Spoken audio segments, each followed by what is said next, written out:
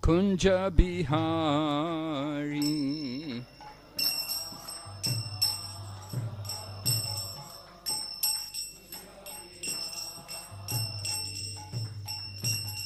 Jaya Radha Madhava Kunja Bihari.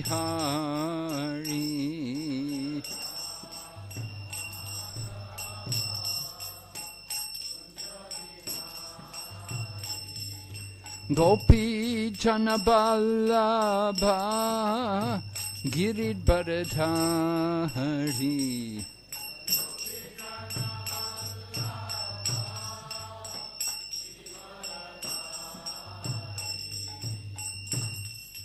Gopi Janaballabha Giridharadhari.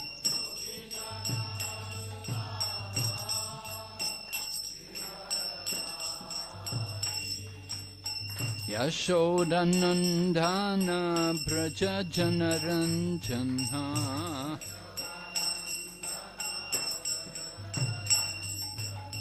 Yashodanandana Braja Janaranjana.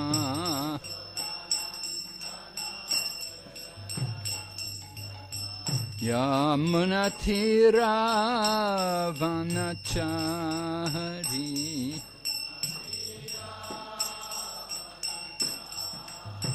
Yamunatira Vanachari.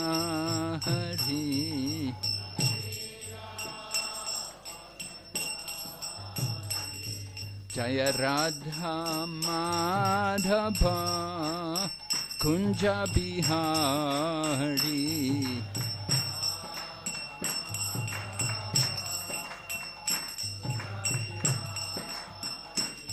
Jaya Radha Madhava Kunja Bihari.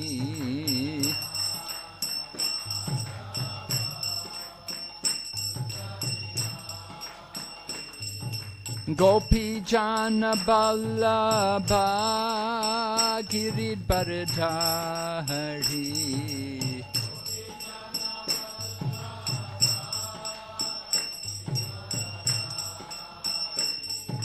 Gopi Janaballabha Giridharadhari.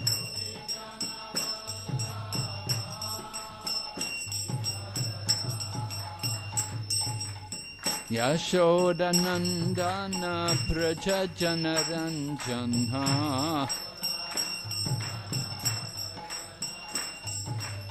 Yashodanandana Braja Janaranjana.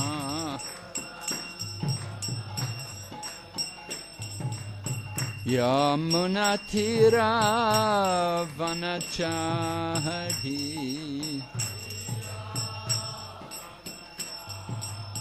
Yamunatira Vanachari.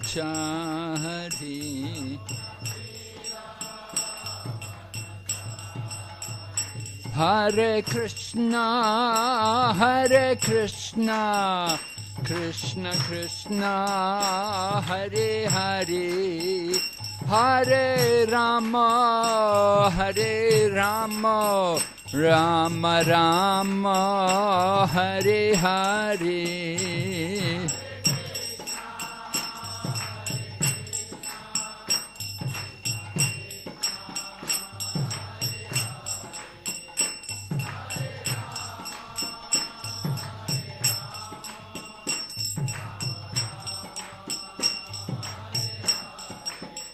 Hare Krishna, Hare Krishna, Krishna Krishna, Hare Hare, Hare Rama, Hare Rama, Rama Rama, Hare Hare.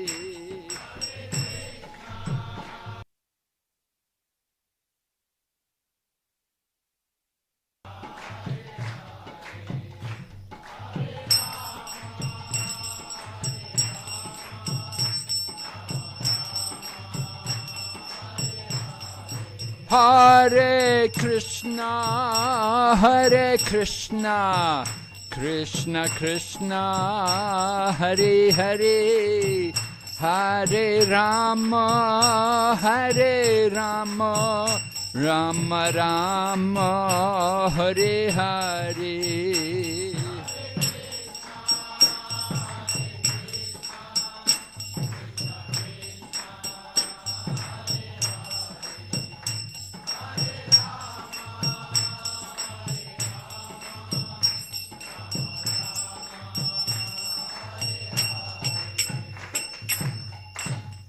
Premanande Haribo.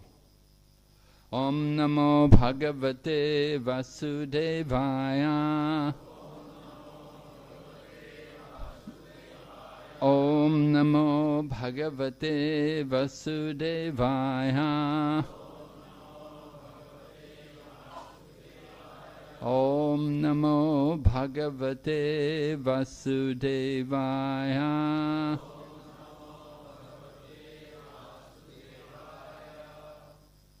So we're continuing the prayers by Queen Kunti. This is the 8th prayer offered by Queen Kunti. Vipada Shantuta Shasvat Tatra Tatra Jagadguru Bhavato Darshanam Yadshad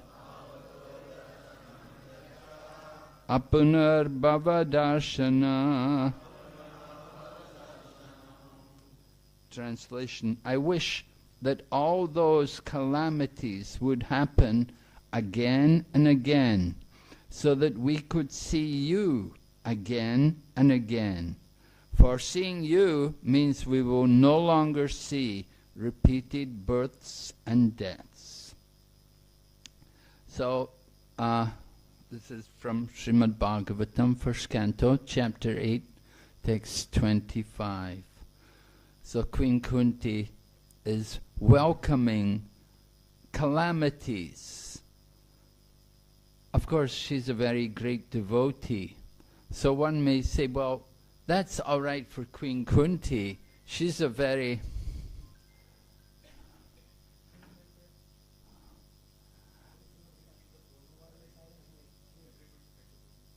She's a very special devotee, very, that she can be the aunt of Lord Krishna. So she can welcome calamities. And Srila Prabhupada writes there that, he says that if we're able to remember Krishna by these calamities, then certainly we welcome them. Now, who is able to remember Krishna? That requires, we should be pious. We should have some piety. In the Bhagavad Gita, Lord Krishna describes how 4 kinds of people will come to him. Chatur Vida Bhajantimam Jnana Sukritino Arjuna. They all have some sukriti. That means they're pious. And therefore, when the difficulties, when the troubles come, they're able to remember Krishna. We think of Krishna. In India, I heard there was a saying, Dukkha Soni Sukharam. Something that, when you're in distress, we'll think of God.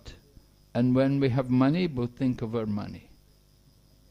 So, of course, we should think of God in both situations, both in happiness and distress. When we are happy, we should think also this is the grace of the Lord. I don't deserve to have such happiness. I don't deserve to be so comfortable in my life. It's the grace of the Lord. And we thank Him. And when we're in distress, we should think, I'm a sinful person, I'm a rascal, I deserve it. I probably deserve much more.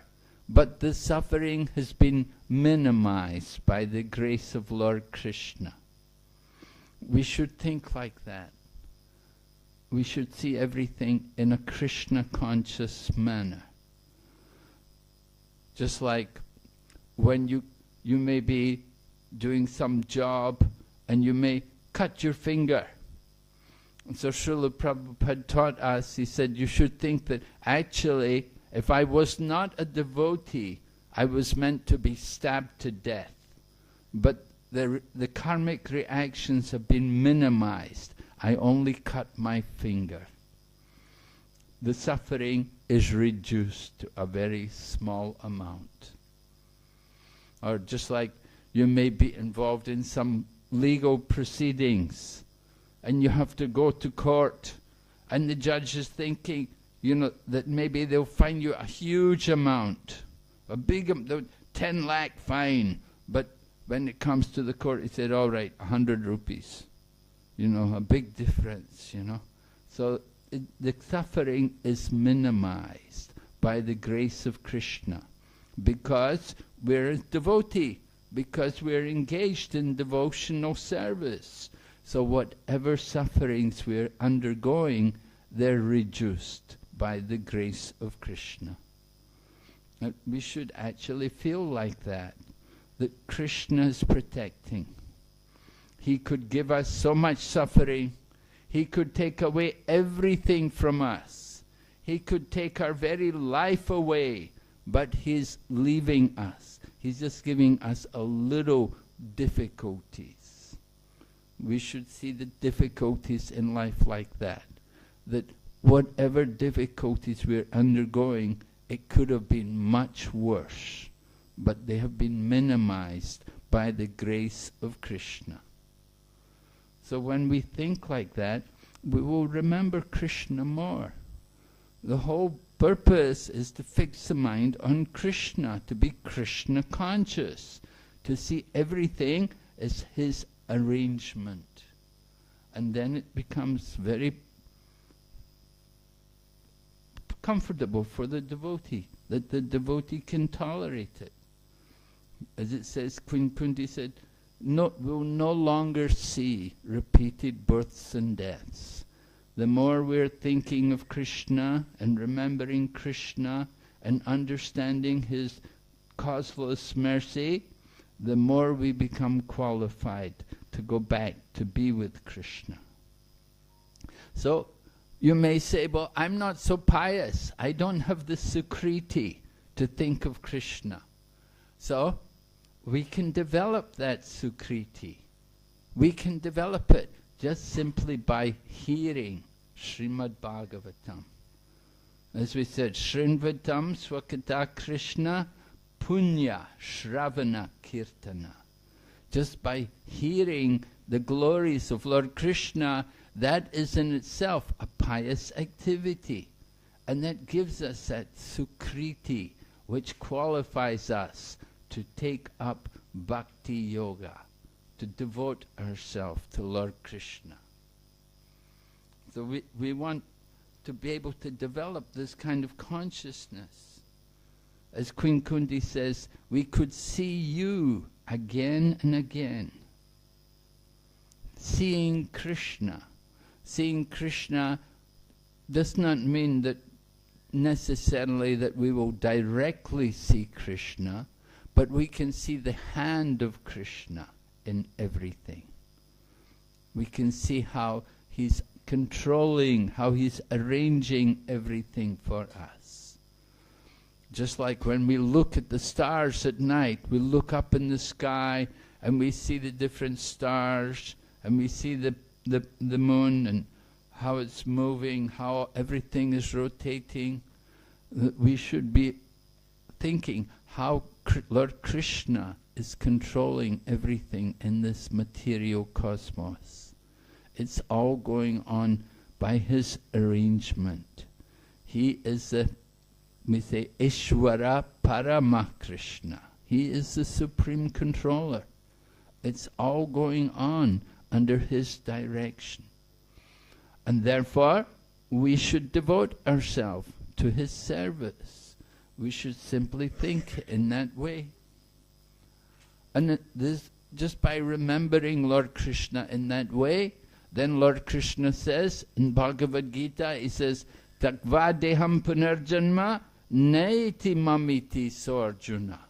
That when we give up the body, you never take another birth in this material world. Sometimes that verse is described as the most important verse in the Bhagavad Gita. Chapter 4, text number 9. Janma karma chame divyam evam yoveti takvataha takva. Right. If we understand how the birth, the janma and the karma, the activities of Lord Krishna, how they're all divyam, how they're all transcendental, then when we give up this body, we will not have to take birth again in this material world. And if you're thinking, well, I don't mind coming back again in the material world, then we give you our blessings. Right?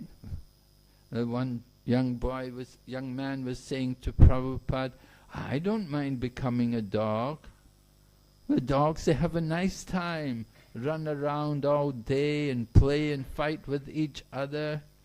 So Srila Prabhupada said, then I give you my blessings. Become the dog. You know, people are so ignorant, they're so foolish, they do not realize how much misery there is in the material body. And if you have to take birth, if we have to take birth again, it can be very difficult. We know from Srimad Bhagavatam, Bharat Maharaj. He was a great soul. He gave up everything. He left his empire. He left his family and everything. And he went off to the Himalayas. And he was living up where the Ganduki is flowing. But somehow he became attached to a deer. He became attached to the young deer, young animal which was up there in the Himalayas. And he completely deviated from his sadhana. And he became so absorbed in thinking of the little deer. He was feeding it and nourishing it. And it happened that he met his death one day. He fell off the cliff. And next life, he became a deer. So that kind of attachment is there. You may say, well, I don't have any deer. I'm not attached to. But we have other things we're attached to. Right? We have motor cars. And we have mobile phones. And we have, of course, family members and these things. We're attached to all of these things. And they certainly can also bring us back to the material world. So we do want to be very conscious of where is our attachment. We want to be developing the attachment to hearing and chanting Lord Krishna's glories. We don't want to remain attached to the mundane material world. It will be very troublesome for us to have to come back again.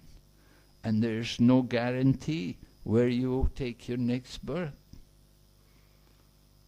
So Queen Kunti is advising all of us that we can all go back to Godhead if we learn to see Krishna in everything, all the dangers which come, accept them all as the arrangement of Krishna, just to help us to remember him. So we'll go on to the next verse. I just have to go through all these pages. Hare Krishna.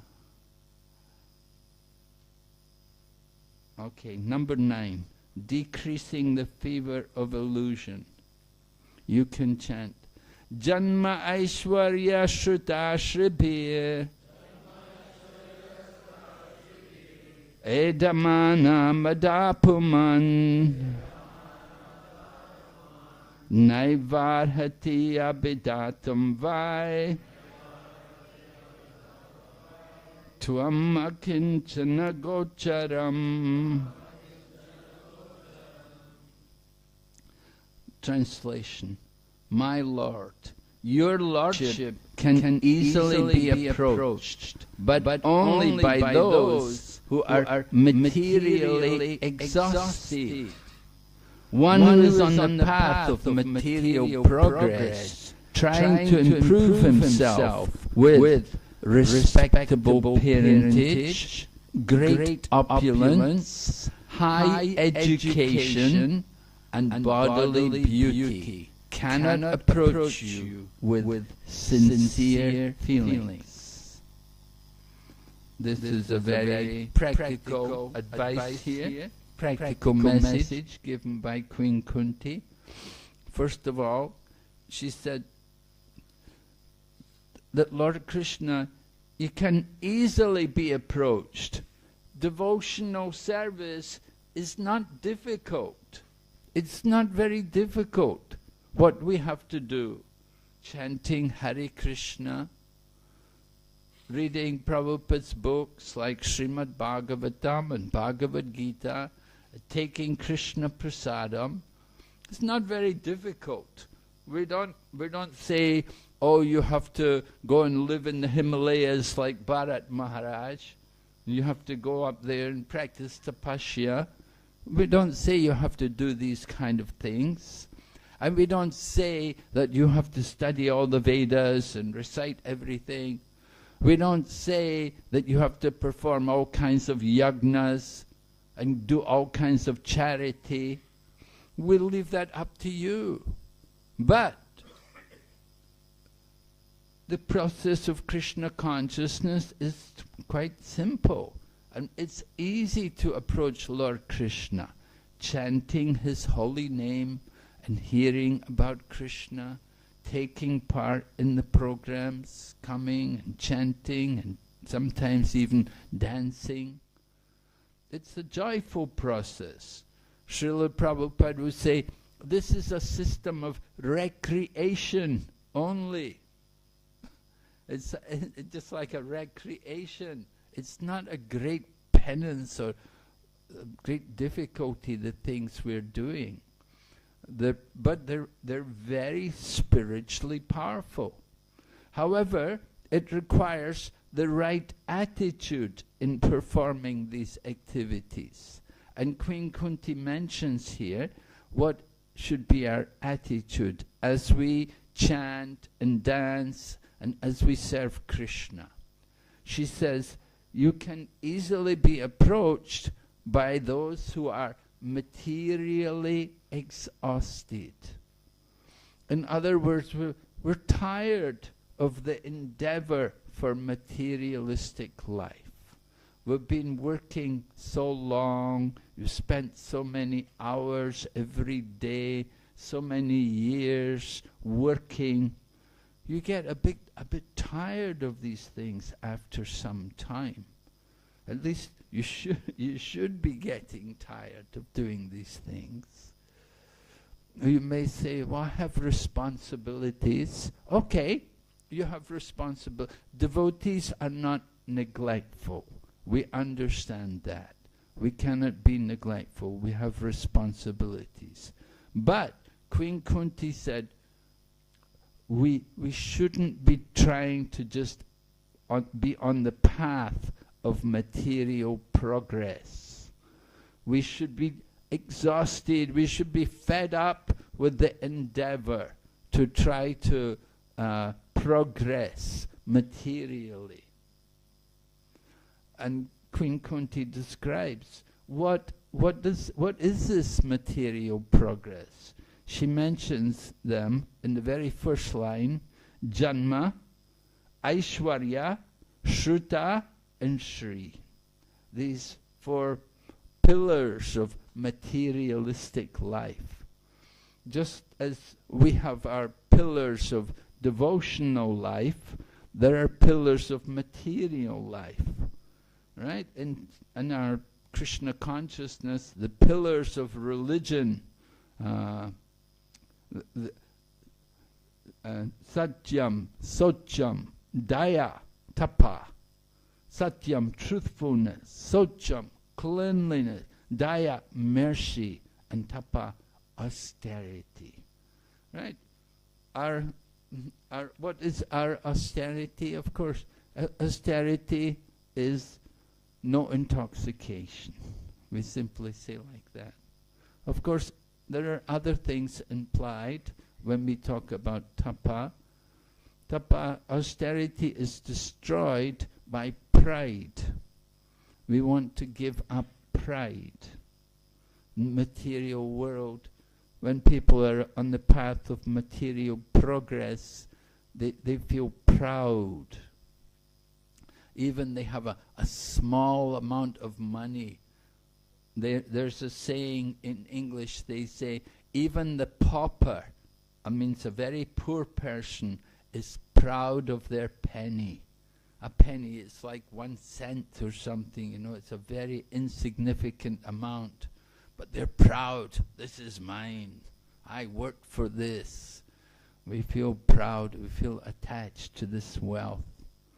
So pride is something which destroys austerity.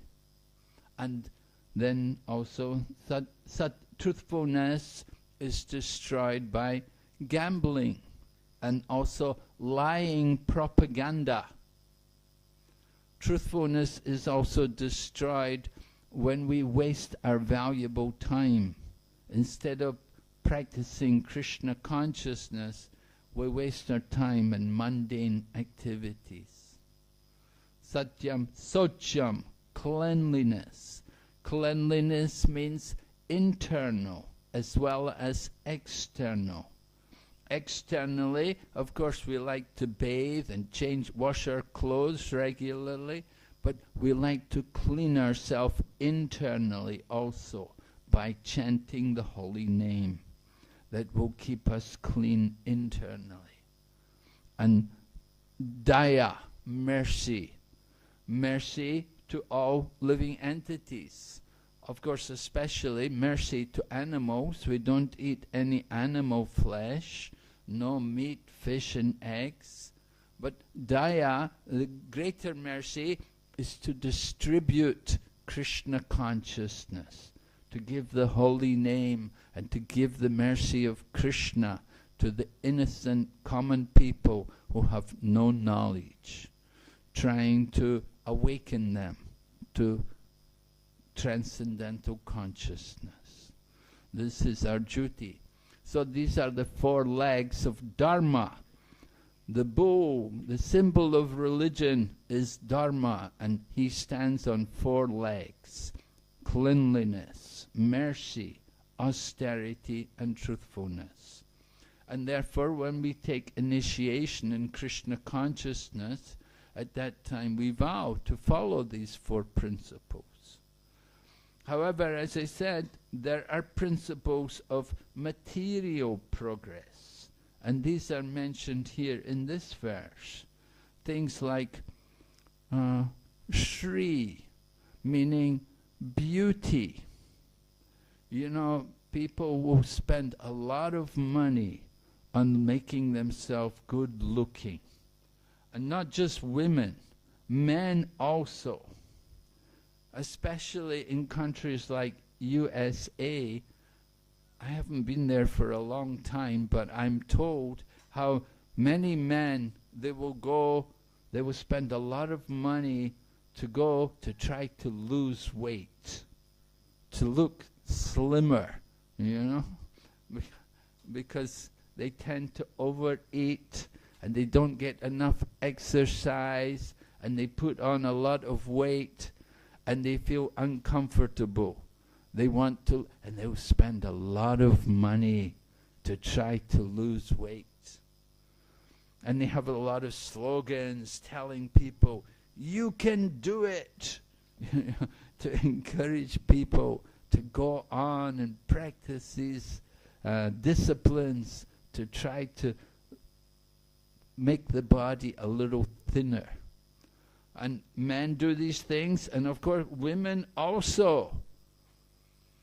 We had one young lady in Singapore, and she was telling me she was working in a a clinic which specializes in this kind of thing. And they get young ladies coming there, and they spend a fortune, huge amounts of money, just to try to lose a little weight. But she said the amazing thing is, many of the girls, they're already thin. But they want to lose more weight. They're already thin, but they come and they'll spend so much money. They want to lose weight, or they don't like the shape of their nose or something. They want to change it, and they'll spend a lot of money to try to get their face changed, to look more beautiful, to be more attractive. Sometimes in Japan, the color of the eyes, the Japanese want to change the color of their eyes. They'll spend a lot of money to make their eyes blue instead of black. You know, these kind of things, in the name of beauty, people will make great sacrifices. But of course, that beauty of the body is so temporary. It's not reality. The body itself is temporary. Lord Krishna describes the body in the Bhagavad Gita. Vachamsi jirnani yata vihaya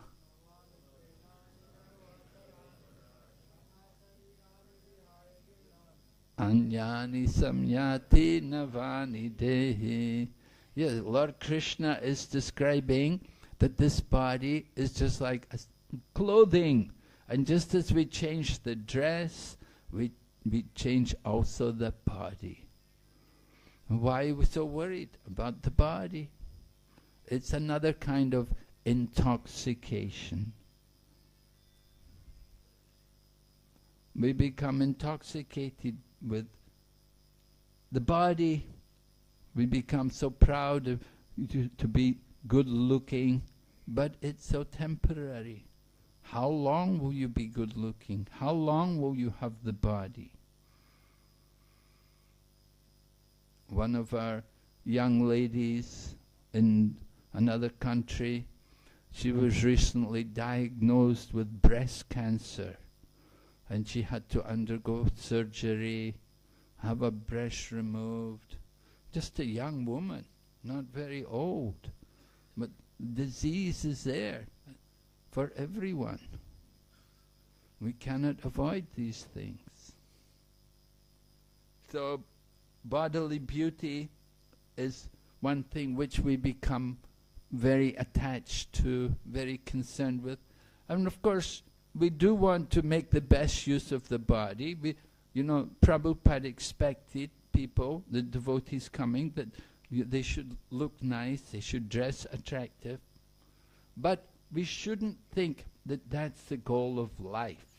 That is the point. If we're thinking that this is so important, that we will spend so much time and money and effort just to look good, it's not worth it. We should be tired of that. And then, Shruta, meaning education. Now, of course, everyone needs some education. But how long do you need to be taking education? We want to go on studying more and more. It used to be, you could finish high school. That was enough. You could come out and get it. But nowadays, high school, you have to go to university. You have to get a degree from university.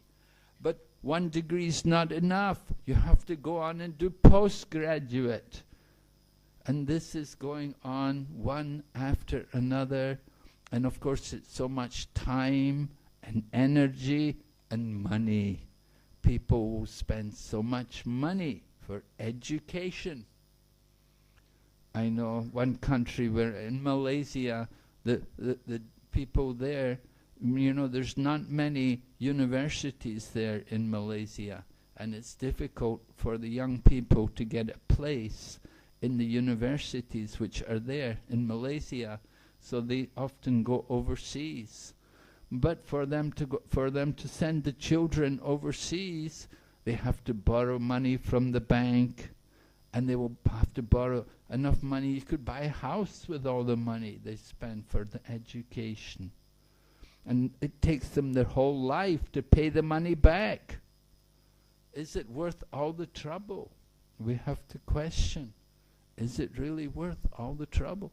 Srila Prabhupada saw the condition of colleges, universities in the USA, and he described them as slaughterhouses. He had personally seen how they were living, young men and young women living together without any kind of morality. Even someone may be quite a good person when they're at home living with their parents, but once they go into that society, the education system, into these universities, and they start mixing with other people, they become affected, they become also degraded. They're pulled into the wheel of material life and sense gratification. So education, that kind of education, is not really necessary. The real education is hearing Srimad Bhagavatam. And you study the Srimad Bhagavatam, you can learn everything you need to know. All the knowledge is there in the Srimad Bhagavatam. You don't need to have to waste all your time and money going to universities and studying all these things. I studied at university myself. I got a degree in engineering. A few months later, I joined Hare Krishna movement.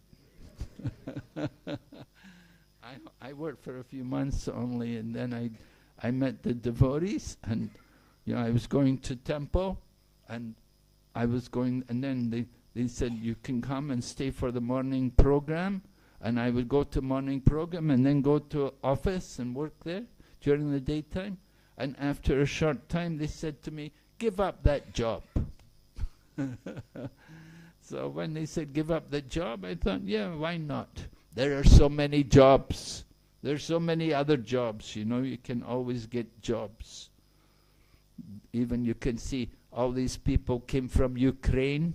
So many thousands of people came out of Ukraine. They all went into Europe. They're all getting jobs. They're all working.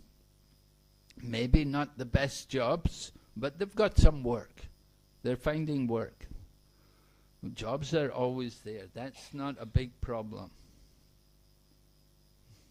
So we should be happy to serve Krishna.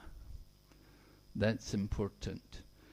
So education. We get our education here in the Krishna conscious centers. The modern education system just makes us more attached to the material body. It's, Bhaktivinoda Thakur said, like a jewel on the head of a cobra. The jewel on the head of a cobra. A cobra is already poison, a deadly snake. We'll be afraid of it. But when there's a jewel on the head of a cobra, it becomes attractive. We become interested in that snake because it has a jewel. So the same modern education is like that. We're thinking it's something wonderful, and it becomes more dangerous. And then also the other thing, Aishwarya, money, opulence. We're very concerned to have wealth. People will work very hard, long hours. They will they will do all kinds of jobs. Sometimes people will even risk their lives just to make money. We met one man one time because, some often distributing books to people, going out into public areas and meeting people. One time we met this one man. His job was, he was working with explosions. If there's some kind of bomb, if they discover some kind of bomb, he's called for, and he has to dismantle the bomb. You know, a very, very dangerous job. At any time, his life, he can lose his life. A little mistake, and the whole thing can explode. It's his job to dismantle these kind of bombs which are placed here, which are dangerous for people. And there was this other man we met. His job was climbing on the outside of big buildings, checking their structure to see if everything is all right. Because sometimes when they build these big high-rise buildings, sometimes they develop cracks, or sometimes the marble which is placed on the outside, sometimes it's not properly fixed, and it may be dangerous, it may fall at any time. So this man, his job was climbing around the outside of the skyscraper buildings, checking the structures to make sure they're safe. Again, a very dangerous kind of job in which he's risking his life. And there are many similar jobs. People work in factories sometimes.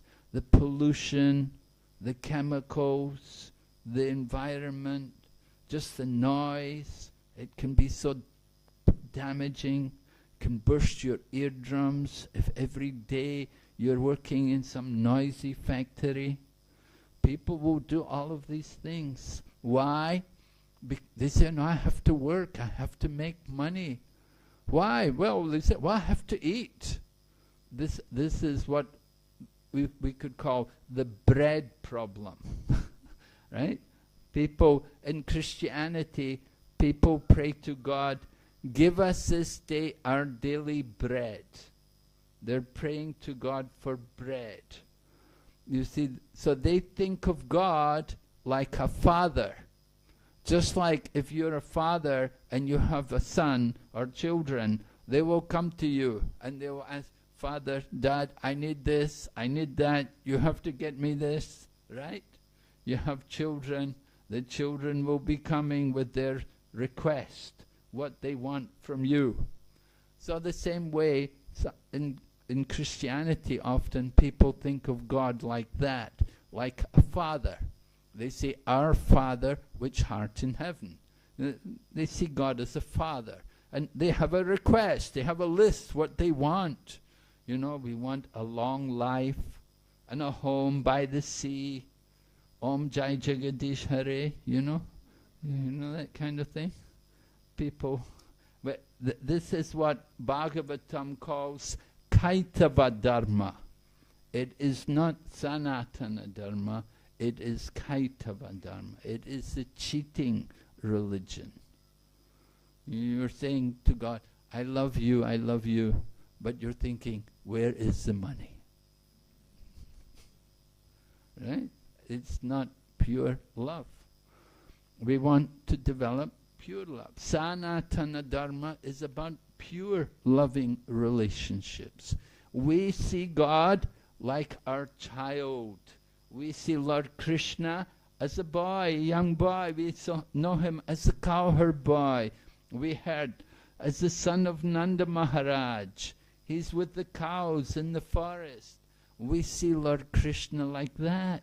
We don't see him like the father that we're going and praying to. Rather, we see him as a young child, and we're cooking for him, and we will cook nice milk sweets, just like a mother should cook for their children. They will make nice sandesh and rasgulla and these kind of sweets for their children. So we are cooking like that for Lord Krishna, and we are thinking of him like our child, in the mood of Mother Yashoda or Devaki. We're thinking of Krishna as a young boy. This is a higher relationship than thinking of him as a father. Because as a father, we just come and beg from him. But as a child, we're giving to God. We're offering everything to him. offering our love, which is the most important thing.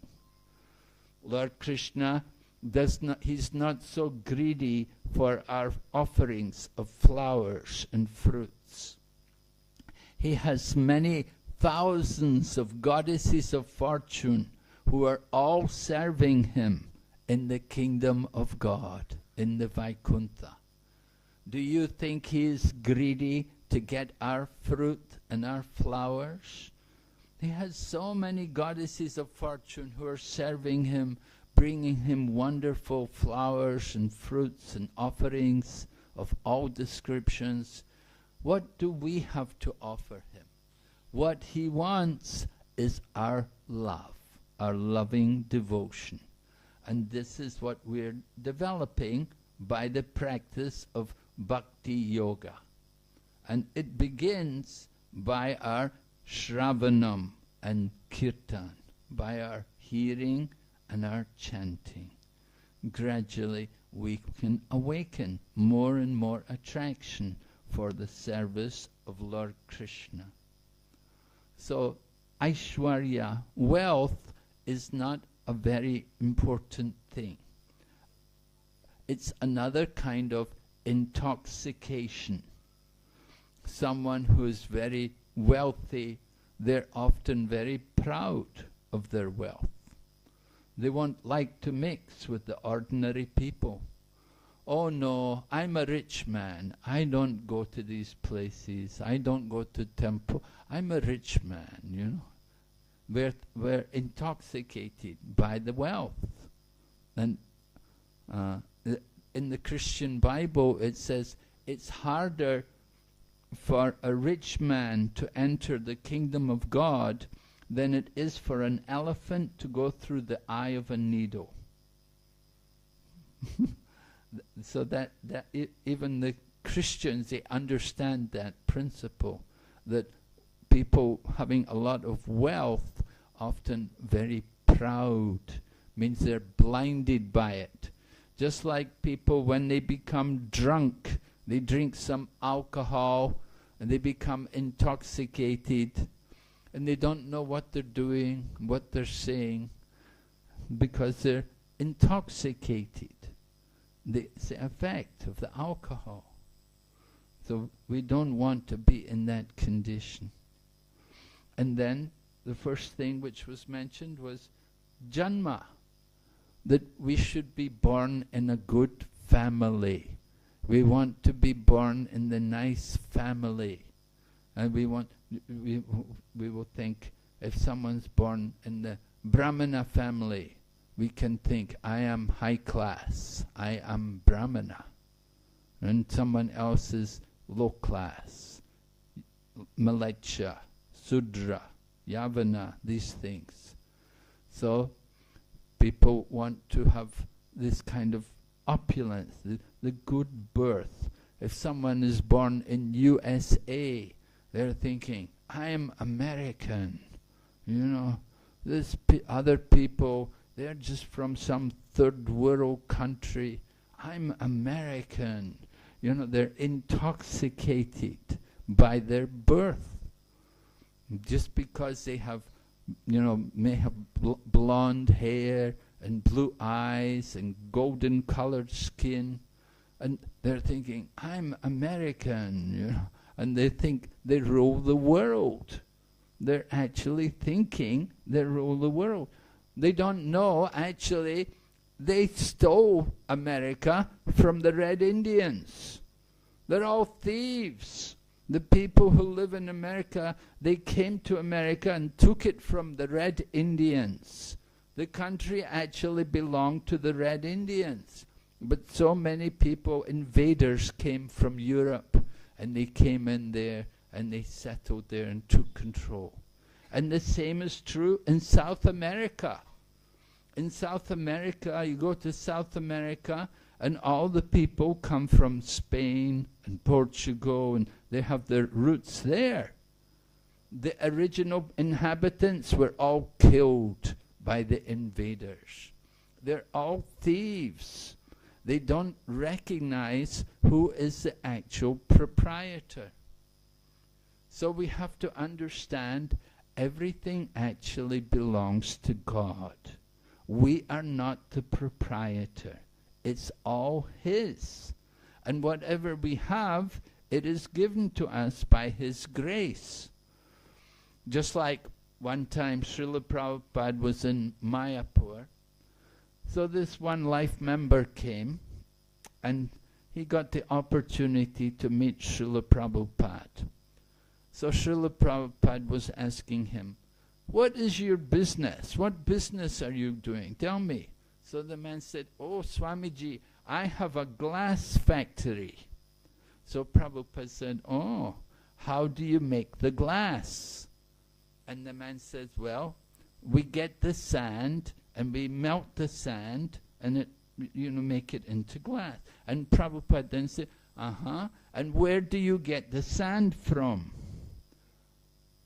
And the man was saying, "Well, I have land there and have land, we dig it from the ground, we have sand mines." And Prabhupada said, "And whose sand is it?" And the man was saying, "Well, I have the land there, it's my, we have a mine and we dig out this."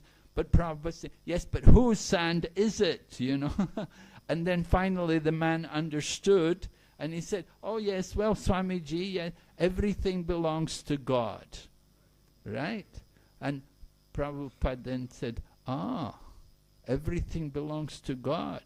And then he turned to one of the devotees who was there and he said, "Did you hear what he said?" And the devotee said, "Yes, Prabhupada, he's a thief." And Prabhupada looked at the man and said, "He says you're a thief." and the man said, "Oh well, Swamiji, everything belongs to God." So this we have to understand. We are born with nothing and we leave with nothing. But in the course of our time here in this world, we're claiming ourselves to be the proprietor. Actually, everything belongs to God, and it's meant to be used for His service. How to serve, how to use it in the service of God, that you have to learn from the devotees. And by reading books like Srimad Bhagavatam and Bhagavad Gita, you can learn how to use everything in the proper way. We should not become attached to all of these material things. They're just another bondage to us. The good birth, the education, the beauty, and the opulence, all of these things are finished with the body. They're very temporary. Any moment you can have heart attack. Can you take your bank balance with you at the time of death? It's all left. You have to leave everything. So we have to understand the nature of this human life. That this life is just part of our journey. We're all on the journey, and our journey, the destination we want to go to, we want to go back to the kingdom of God, to our real home in the spiritual world. We don't want to waste our time loitering in this material world. Just like if you see some rich man's son, but he may be loitering in the street. Sometimes it happens. The father is very rich and he has a son, and the son just decides he wants to go alone. He wants to leave the father, and he goes out from the home and he is just wandering, loitering in the street. He has no proper food, he's dirty, he's not got proper clothing on, but he's a rich man's son and he's living in such a bad condition. So the father will always be anxious to bring the son back to him.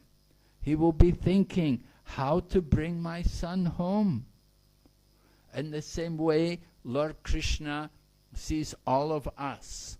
We're all rebellious living entities. We are also children of God. Right? In the Bhagavad Gita, Lord Krishna says, Aham bija pradapita. Right? You may say, no, I am father.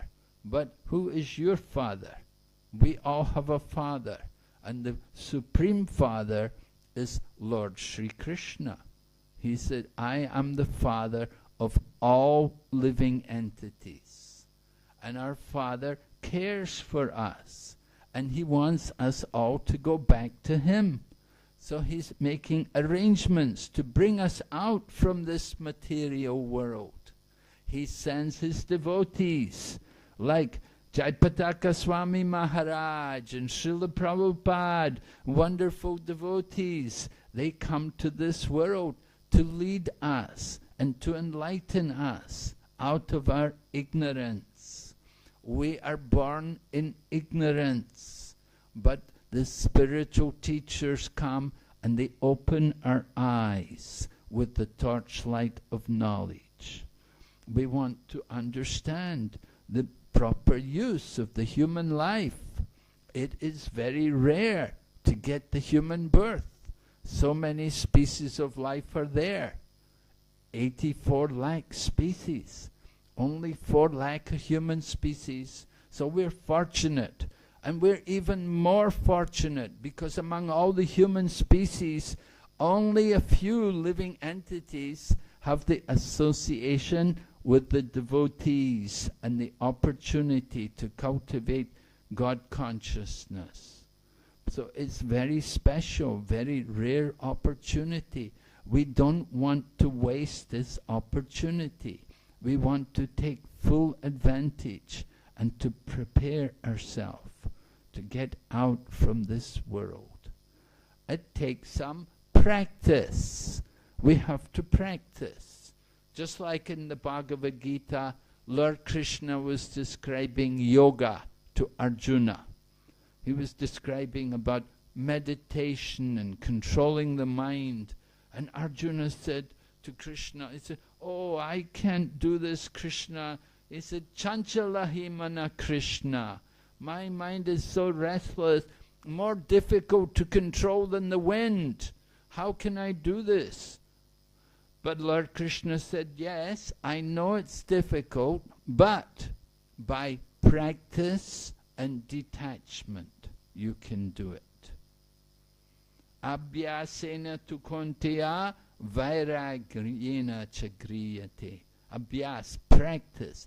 We have to practice every day, bringing the mind back to Krishna, chanting the holy name, chanting that same mantra. But that mantra itself it's Chintamani. It can fulfill all of our spiritual desires. It's the holy name of Krishna. It's a prayer and it's the answer to our prayers also. It's a prayer. We're praying to the Lord. Please engage me in your service. And by chanting, we're being engaged in Krishna's service. It's an opportunity for service.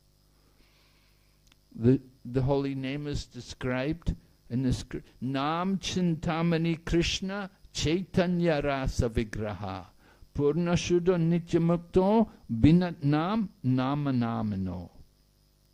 That the holy name is a wish-fulfilling touchstone. It can fulfill all of our spiritual desires. We have to know what to desire for. If you simply desire for Janma, Aishwarya, Shruta and Shri, that's not very intelligent, because these things are very temporary. They're finished with the body. But if you get some spiritual benefit, that is eternal, and that will stay with you. The next life, you can go on and continue. Whatever progress we make in this life, you never lose it. A little advancement made can save us from the greatest from the greatest danger. The danger being that now we have the human body, but in the next life we may not have that opportunity. If we lose this human form of life, then it's a great loss. If we go down into the lower species, then it takes so much time to come back again to the human form of life. And we may not get the opportunity to have association with people in spiritual practice. It's very rare. We want to understand how special this Krishna consciousness movement is. We want to take full advantage, make the best use of every moment. Srila Prabhupada would cite Chanakya Pandit. Chanakya Pandit was a moralist, of course, in India. Was not so much devotee, but what he spoke was very practical. And he said that time is the most valuable thing. Every moment lost, you can never buy it back. So we want to make best use of time. And it's interesting, you know, in China they also say like that. They have the similar saying. They say you can buy an inch of gold, but you cannot buy 1 inch of time. So time is the most valuable thing. We have to use it very carefully. Make the best use of this time. And we're thinking, you know, oh, use my time. How do we use the time? Eating, sleeping, mating, defending. We watch television. We go for drives, go and drive in the car, go around. But we waste a lot of time, the valuable time. What we need to do is take time to remember Krishna, to bring the mind back to the real goal of life. The goal of life is described by Chaitanya Mahaprabhu. He said, Prem Punarto Mohan. The goal of life is to develop prema, love of God.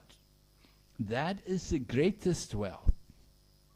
That is the greatest treasure. You want wealth, there's the greatest wealth in developing your love for God. We want to make that endeavor. We don't want to waste our time on something futile. You want to make a lot of money in the material world. Every year the money devalues. The cost of living increases every year. You go to India, you know, when I first went to India, the currency was 8 rupees to $1 US. Now today it's 80 or more, right, to $1. So the value of money is so different. What you could do with 1 rupee in India 50 years ago and what you can do with 1 rupee today is vastly different. The value of money, it's so temporary. Doesn't make any real sense to endeavor so much. Of course we have to live, but the goal of life, we have to remember what is the real goal of life. That we want to be sure of our destiny at the end of this life. That we don't come back, that we don't lose, that at least we can get a better birth. We want to improve ourselves. Just like people, they will like to make money and they think one day I will retire and I will stop working and I have money saved up. I will take care of myself. But we should also think about the next life. We have to go on. We have to give up this life and we'll take birth again. Where are you going to take the next birth? We have to prepare for that. And that's why we have to chant the Mahamantra. It's why we have to come and worship Krishna. Chaitanya Mahaprabhu, 500 years ago, he sent Lord Nityananda and Haridas Thakur, he asked the two of them to go everywhere. And it's a famous statement in the Chaitanya Bhagavat. In Bengali language it said, Suno suno Nityananda, suno Haridas, Priti gari gari gya koro e bhiksha, bolo Krishna, bhajo Krishna, koro Krishna shiksha. Lord Chaitanya was telling Haridas and Lord Nityananda, he said, I want you to go to every door, go to every home and knock on the door, and then fall at the feet of, when they open the door, you fall at their feet and you beg them, worship Krishna, chant the names of Krishna, and read the books about Krishna.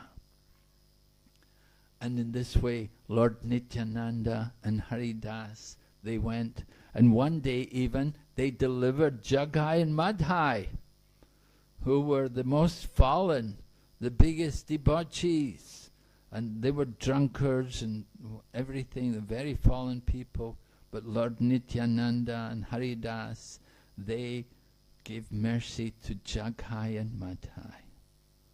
So it's important for all of us to understand the importance of these activities, chanting the holy name, worshipping Krishna, and reading the books about Krishna. And this way our life will have some meaning. Thank you very much. Hare Krishna. Are there any questions?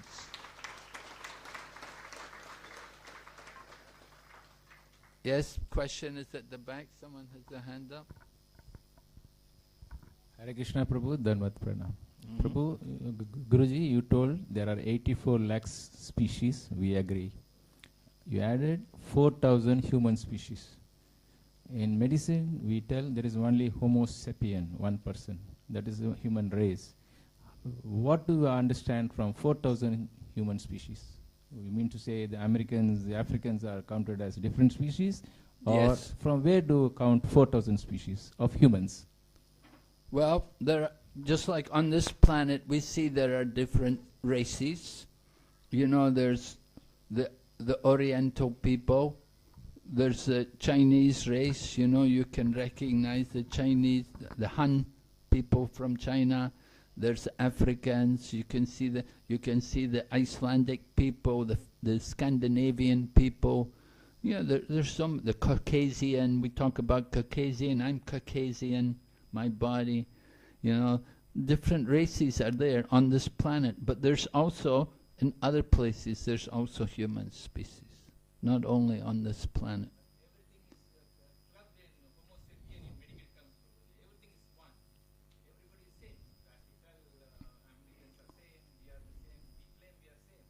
Yes.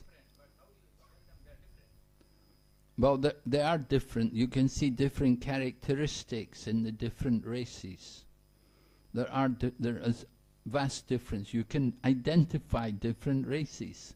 You can't say they're all exactly the same. They don't look exactly the same, and they have different characteristics, also different natures.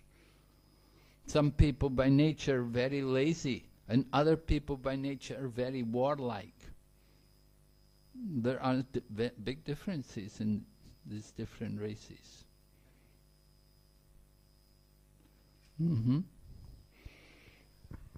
But we do say atato brahma jignasa, meaning now you have the human life. We can inquire, what is the difference between matter and spirit?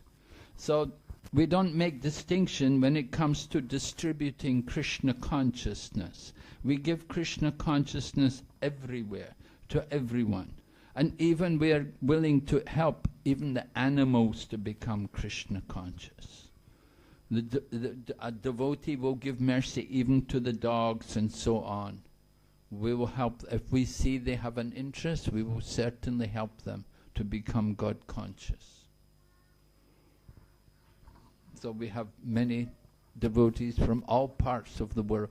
In the Srimad Bhagavatam, Sukadeva Goswami describes, he says, Kirita Hunandra Palinda Pukasha, Abira, Shumba, Yavana, kashadaya. Yanyeta papa yadapashraya shraya sujyanti tasmai prabhavishnave namaha. It's a famous statement from Srimad Bhagavatam. Sukadeva Goswami is describing different races who are all addicted to sinful acts. And he mentions, first of all, he said Kirita. You know who Kirita? Kirita means African. And the very last one, Kasha. Kasha means Chinese. Kirita, Hunandra, Hans, European. Palinda, Pukya, they talk different Turks, Greeks, you know, and different parts of India also, different races are there. You've got mountain people, Aborigine people, tribal people. Oh. They can all become devotees by the mercy of the devotee. If they get the mercy of a devotee, they can also be changed. They can all become Krishna conscious. Yes? Hare Krishna Maharaj. Yes? I'm here Maharaj. Okay. Maharaj, as you said, and almost every one of us know that we come empty-handed and we go, we leave everything here. But still our desire to accumulate and work hard, and this propensity does not die so easily. Sorry? The what? What I say that we know, and as you said, Maharaj, in the class, Yeah, we come empty-handed, we go empty-handed. Empty-handed, but still our desire, in spite of knowing this is the truth and this is the fact, is not going to change for anyone. But still our propensity to accumulate more wealth, more and more wealth, and try to make more adjustment here, this propensity does not die. So how do you go about it, Maharaj? Well, it can die if you want to. You want to hold on to it. So you have to bear with it. If you're going to hold on to it, it's your problem. We're trying to help you to give up. We want you to be aware of what's happening. If you're going to hold on to these things, what is the result? What's going to give you? What's going to bring you? Just simply troubles. You cannot blame anybody. You can't say to Yamaraj, oh, nobody told me, I didn't know. No, Yamaraj will say, no, they told you, look, you were there in the class, you heard everything.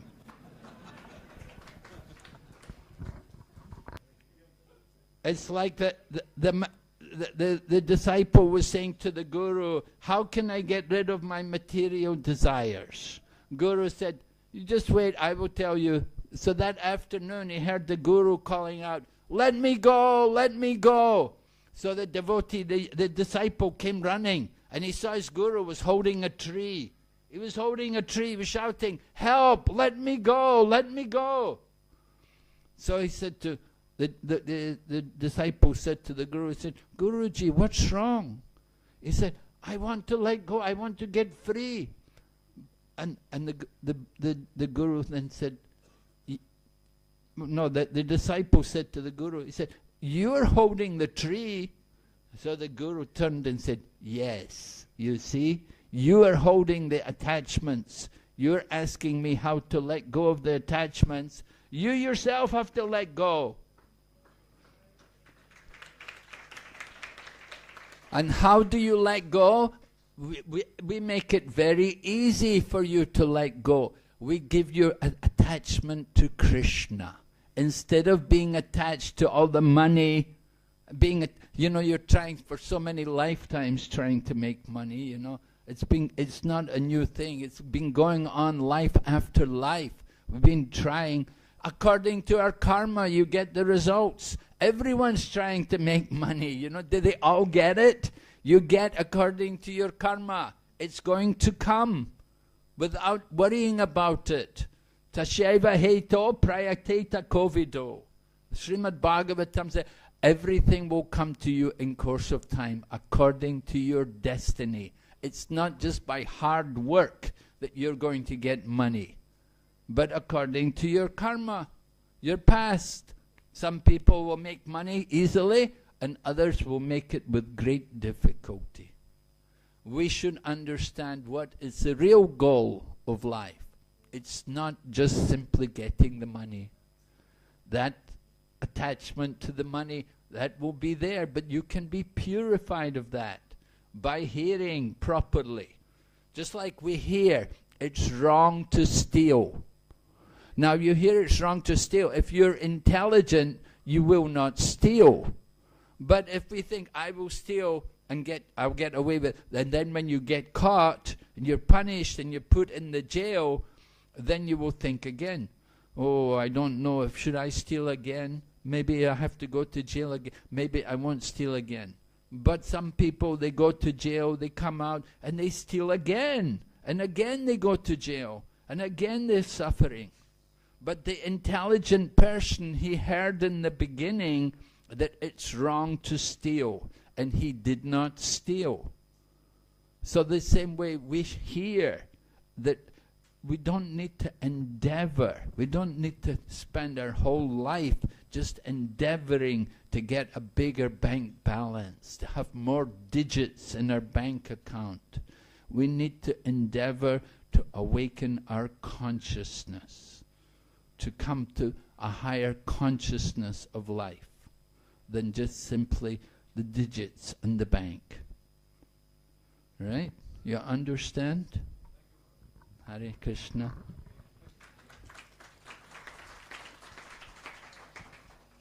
Hare Krishna, Maharaj. Thank you again, Maharaj, very much.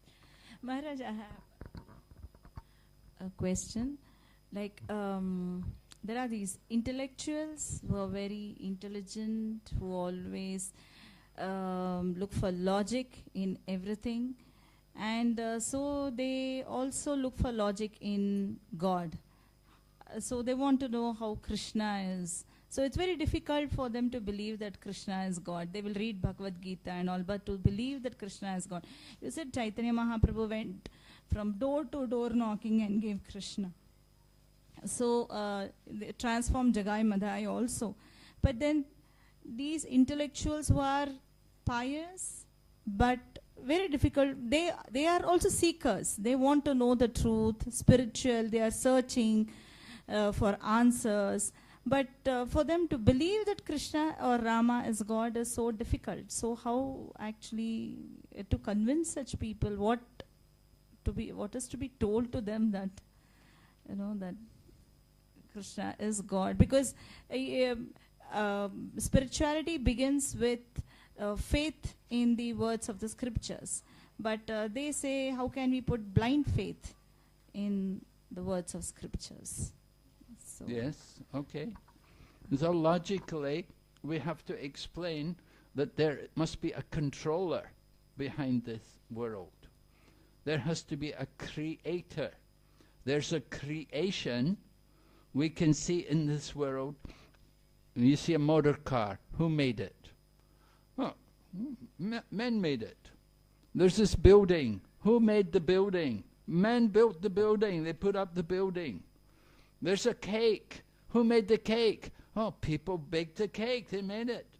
So we look at the universe. We see the sky and the stars and the planets. Who made it? There must be some beings behind it. Some intelligent beings. Just like you look at a city. There must be some intelligent people behind the city. Here in Bahrain, small island in the middle of where do they get the food for so many people? There are some intelligent people organizing and arranging everything to bring in the food, to arrange all the water, to arrange all the electricity. It takes intelligent beings to organize all this. So the same way behind the universe, there is a greater intelligence to organize and arrange and supply the needs of all living entities. There must be some intelligent beings there. Try to understand who are these intelligent beings. So like that, we have to impress upon them that there is intelligence there. And there is so much design in the material world. We look at the design of the body, the bodies of all different living entities, how they're designed. The eye, the different muscles in the eye, it's so complex. The doctors are still trying to understand these things. The doctors are trying to understand where does the energy for the heart come from? Because they do not understand the existence of the soul.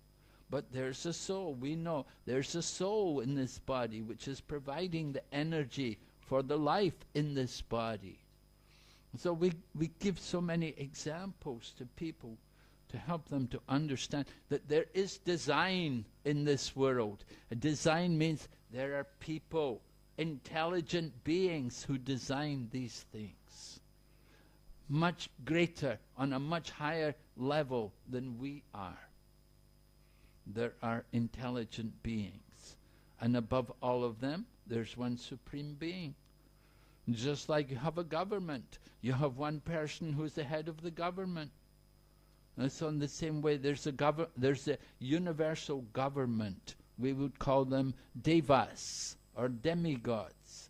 And above all of them, there is one supreme deva, Lord Sri Krishna.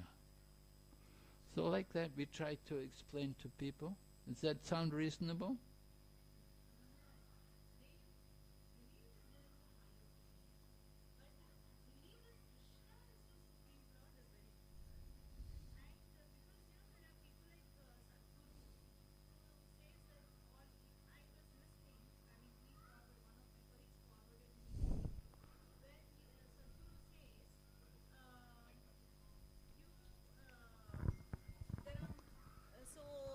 Sadhguru says, there are many idiots who go behind gods and scriptures. So this is the way, and these people believe what he says, and they say that, how do you know scriptures are authentic? Who told you that scriptures are authentic? So it's so difficult for... Well, I'm not presenting any scripture. I never mentioned any scripture. I just spoke logic. You were asking for logic, and I spoke about logic. That when we look at the world in a logical manner, we understand there must be some intelligent beings behind the creation. And try to identify them. Yeah, Maharaj, but to come to particularly to Krishna is a problem. Like, so how can we say Krishna or Rama? Well, first of all, understand that there is some intelligent being behind everything. Right? First of all, bring them to that platform, that there is some divine intelligent beings behind the creation. Now, what is the identity of that person?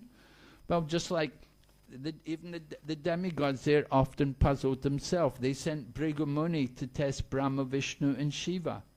Right? Bhrigu Muni tested Brahma, Vishnu and Shiva, and he found Lord Vishnu was the most situated in the mode of goodness. So he saw the supreme position of Lord Vishnu. So that's a start. If you get them to understand the position of Lord Vishnu, and then you can gradually you can come to Krishna. Yes, Krishna is not so easy for people to understand. We know that. Even the demigods have difficulty to understand it. And if you listen to Sadhguru, then you'll find it very hard to understand. It's not going to help you.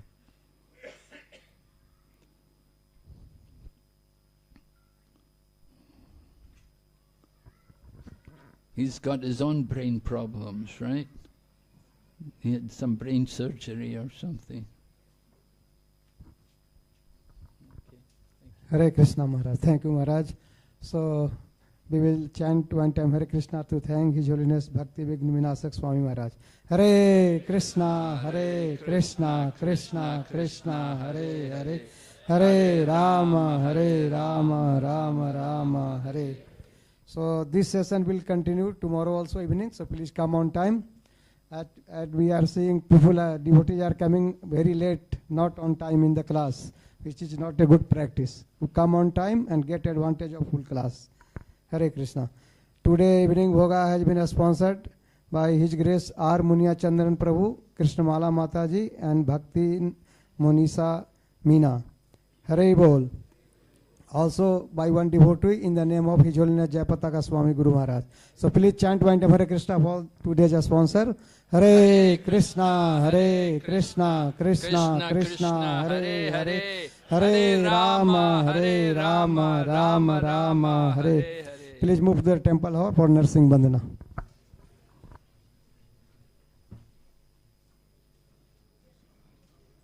Prabhu, no class tomorrow morning, huh?